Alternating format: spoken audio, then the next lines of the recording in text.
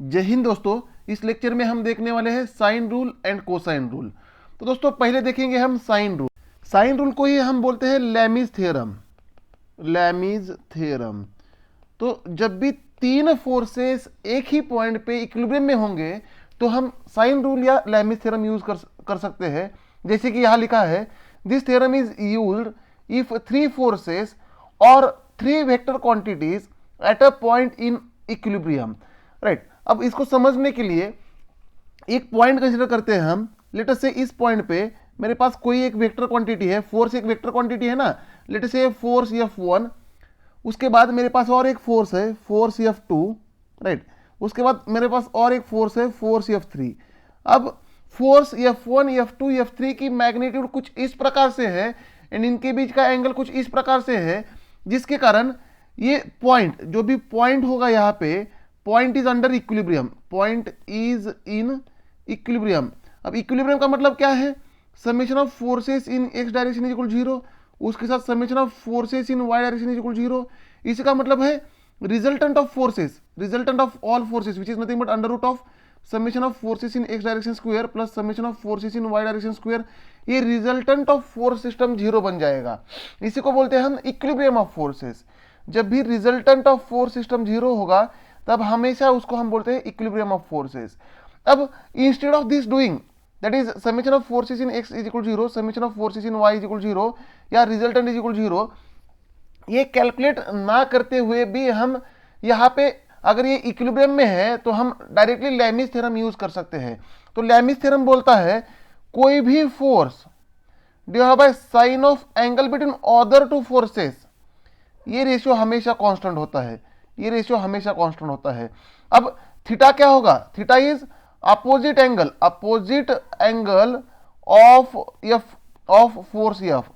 इसी का मतलब है थीटा जो होगा बाकी दो फोर्सेस के बीच का एंगल होगा। Angle between other two forces, angle between other two forces, two forces ऐसे ही बोल सकते हैं हम थीटा को। एंड जो एफ है ये फर्स्ट फोर्स है, तो force divide by sine of angle between other two forces, ये रेशियो हमेशा कांस्टेंट होता है। समझते हैं यहाँ पे।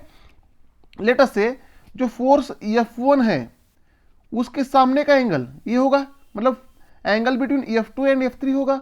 तो इसको अगर मैंने बोल दिया थीटा 1, लेट अस से थीटा 1, ये एंगल बन गया theta 1। Theta 1 is angle between F2 and F3, right. उसके बाद F2 के सामने का एंगल, F2 के सामने का एंगल मतलब angle between F1 and F3, ये होगा थीटा 2। इसको मैंने नाम दे दिया थीटा 2। तो थीटा 2 क्या है? F2 एंड F3 के बीच का एंगल है। उसके बाद F3 के सामने वाला एंगल, ये एंगल यहाँ पे, तो F1 एंड F2 के बीच का एंगल, इसको मैंने नाम दे दिया थीटा 3। इसको मैंने नाम दे दिया थीटा 3, राइट। तो जो साइन रूल कहता है किसी एक ही पॉइंट पे तीन फोर्सेस इक्विलिब्रियम में रहेंगे तो कोई भी फोर्स, लेट अस से F1 divide by sine of angle between other two forces, मतलब साइन थीटा 1, ये रेशियो कांस्टेंट होगा। इसका मतलब इज इक्वल टू F2 कर दिया मैंने, तो sine of angle between F1 and F3 लेना पड़ेगा, दैट इज साइन थीटा 2 लेना पड़ेगा, सामने वाला एंगल। उसके बाद मैंने F3 ले लिया, तो साइन F3 के सामने का एंगल मतलब F1 एंड F2 के बीच का एंगल लेना पड़ेगा, दैट इज साइन थीटा 3। ये होगा लैमीज थ्योरम। इसी को हम बोलते हैं लैमीज थ्योरम या इसी को हम बोल सकते हैं साइन रूल। अगर आपने यहाँ पे लॉ ऑफ पॉलीगॉन यूज किया इन थ्री फोर्सेस का रिजल्टेंट निकालने के लिए, तो now by using law of polygon these three forces will form a triangle. जब भी लॉ ऑफ पॉलीगॉन से ट्रायंगल बन जाता है तीन फोर्सेस के लिए, तो हमेशा रिजल्टेंट 0 होता है। उसी का मतलब इक्विलिब्रियम में होता है, that is summation of forces in X direction equal 0, summation of forces in Y direction equal 0 होता है। तो देखते हैं लॉ ऑफ पॉलीगॉन से कैसे करना है। अब लॉ ऑफ पॉलीगॉन से जब ड्रॉ करोगे तब पहले कोई भी एक फोर्स ले लो। लेट अस से मैंने फोर्स F1 को कंसीडर कर लिया, ये F1 का मैग्नीट्यूड होगा उसके डायरेक्शन के साथ। अब F1 का जो हेड है, F1 की हेड से F2 की टेल ड्रॉ करना डियर स्टूडेंट्स, राइट। अब F1 की हेड से F2 की टेल मैंने यहाँ पे ड्रॉ की, ये तो ये बन गया F2 फोर्स। इसका मतलब अगर मैं F1 को ऐसे एक्सटेंड करता हूं ऊपर, तो ये जो एंगल बनेगा, तो ये F1 एंड F2 के बीच का जो एंगल है थीटा 3 बन जाएगा, राइट। उसके बाद F2 को ड्रॉ करने के बाद F2 की हेड से F3 की टेल ड्रॉ करना, तो अगर मैं F2 की हेड से F3 की टेल ड्रॉ करता हूं तो कुछ ऐसे बनेगा, राइट, कुछ ऐसे बनेगा, एंड ये बन गया F3, राइट। तो दोस्तों यहाँ पे एंगल को समझ लो, जरा एंगल को समझ लो। अब F2 को मैं एक्सटेंड करता हूं तो F2 एंड F3 के बीच में एंगल है θ1, तो ये बाहर का एंगल बन गया θ1। उसके बाद F3 को अगर एक्सटेंड करता हूं मैं इसे, तो F3 एंड F1 के बीच का एंगल है θ2, तो ये बाहर का एंगल यहाँ पे होगा θ2, राइट। और अगर ये तीनों फोर्सेस इक्विलिब्रियम में रहेंगे तो ये क्लोज ट्रायंगल बनेगा। देखो यहाँ पे आपको क्लोज ट्रायंगल दिख रहा है कि नहीं, राइट। अब इस ट्रायंगल के अंदर के एंगल को देखते हैं।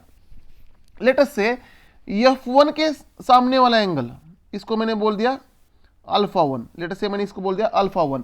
तो आप समझ सकते हो यहां से कहने से 180 माइनस थीटा, 180 माइनस θ1 ये बन जाएगा α1, सॉरी अल्फा, राइट। इसको हमने बोल दिया alpha, right. 180 minus θ1 is equal to alpha.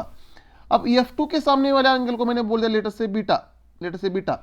अब फिर से डायग्राम देख के 180 माइनस θ2 ये बन जाएगा beta, right.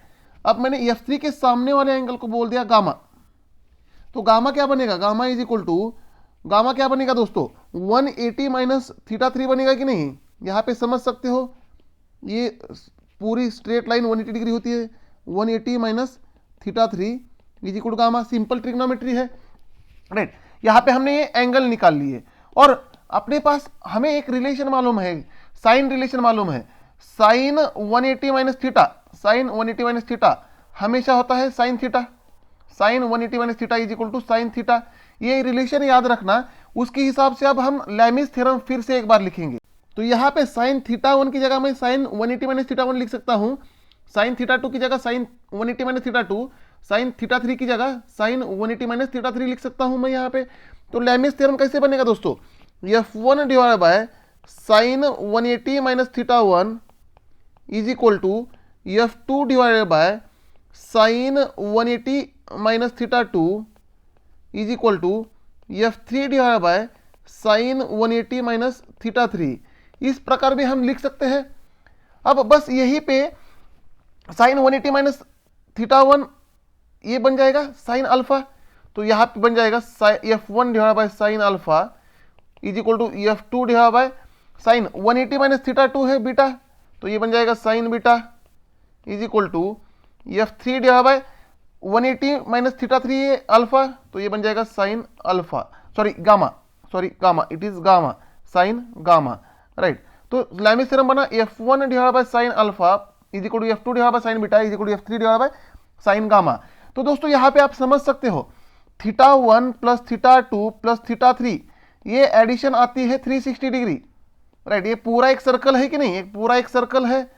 And alpha beta and gamma, यहाँ पे अल्फा बीटा एंड गामा इनकी एडिशन आती है 180 degree, right. Alpha plus beta plus gamma एक ट्रायंगल के एंगल है, तो इनकी एडिशन आती है 180 डिग्री। ये बहुत इंपॉर्टेंट है।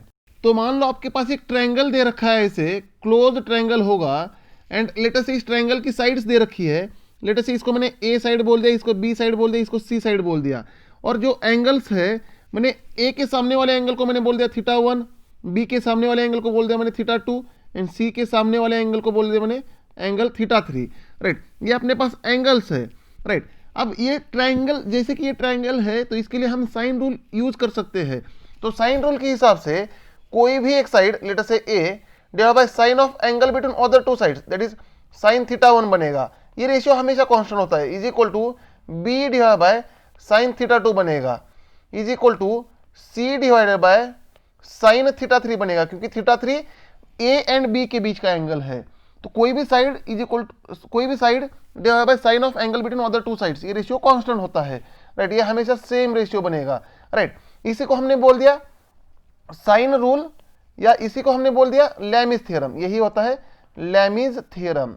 अब इसी ट्रायंगल के लिए हम समझते हैं कोसाइन रूल, इसी ट्रायंगल के लिए हमें समझना है कोसाइन रूल। तो दोस्तों कोसाइन रूल होता है, अगर कोई भी आपको साइड निकालनी है या एंगल निकालना है तो कोसाइन रूल यूज कर सकते हो। तो कोसाइन रूल के हिसाब से लेटर से कॉस θ1 ले लिया मैंने, राइट।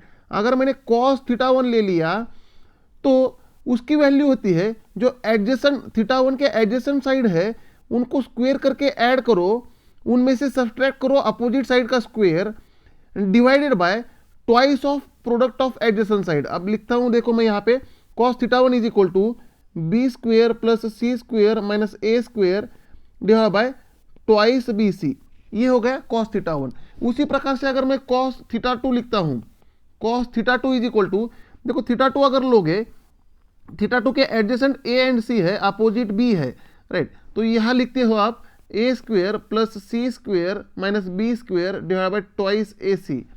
अगर आप cos थीटा थ्री लेते हो, cos theta three is equal to, theta three के लिए एडजेसेंट ए एंड बी है एंड अपोजिट सी है, तो यहाँ पे a square plus b square minus c square divide by twice a b, ये बन गया आपका कोसाइन रूल। और जैसे कि ये ट्रायंगल है तो theta one plus theta two plus theta three, इनकी एडिशन आ जाएगी 180 डिग्री, राइट। अब यहाँ पे एंगल्स कुछ भी हो सकते हैं, किसी भी ट्रायंगल के लिए ये sine rule and cosine rule valid है। जब भी हम इंजीनियरिंग मैकेनिक्स का न्यूमेरिकल सॉल्व करते हैं तब हमें कुछ स्टैंडर्ड एंगल्स के लिए sine theta and cos theta की वैल्यू याद रखना बहुत जरूरी होता है, एंड उनके बीच में जो रिलेशन है, sine theta and cos theta के बीच में जो रिलेशन है, उनको भी याद रखना बहुत जरूरी है competitive exam point of view. तो दोस्तों नेक्स्ट लेक्चर में हम देखेंगे sign theta and cos theta की स्टैंडर्ड वैल्यूज एंड उनके बीच का रिलेशन, एंड उसको आसान तरीके से याद कैसे रखना है। जय हिंद दोस्तों।